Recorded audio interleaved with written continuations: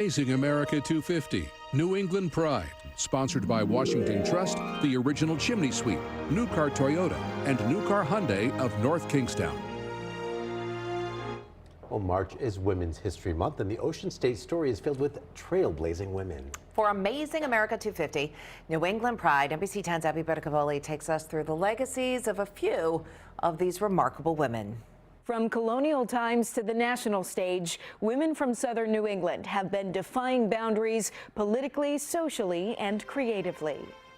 Take Anne Hutchinson, a 17th century religious dissenter who questioned Puritan authority. She fled persecution in Massachusetts and helped lay the roots of religious freedom when she settled Portsmouth. That charter is the oldest document in the Rhode Island State Archives. A few decades later, Mary Dyer paid the ultimate price for standing firm in her Quaker beliefs. Banned from Massachusetts, she sought refuge here, but returned to protest persecution and in 1660 was executed in Boston. Anne Smith Franklin, a Newport printer, made history in the 1700s.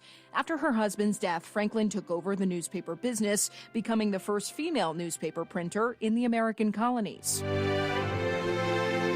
By the 1800s, women like Elizabeth Buffum Chase took up new causes, fighting for abolition, women's suffrage, and the welfare of orphaned children.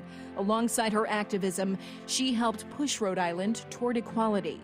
At the same time, Christina Carto Bannister, a successful black entrepreneur and civil rights leader, used her business to fund the Union Army's black regiments and later founded a home for elderly women of color, one of the first of its kind in New England.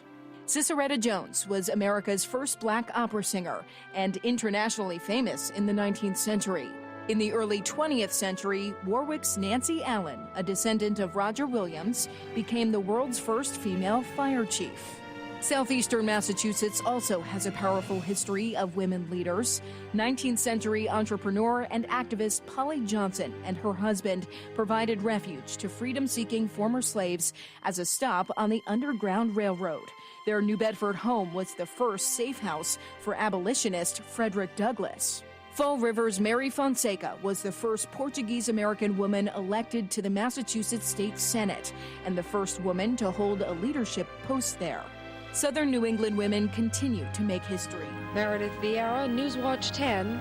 East Providence native Meredith Vieira became one of the most recognizable journalists in America, starting her career right here at WJAR, later co-hosting The View, contributing to 60 Minutes, and anchoring NBC's Today Show. I know that we have ambition in this room. And Viola Davis, who grew up in Central Falls, became the first black actress to achieve the Triple Crown of acting, winning an Oscar, Emmy, and a Tony.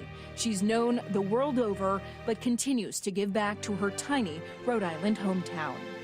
For Amazing America 250 New England Pride, I'm Abby Butticavoli.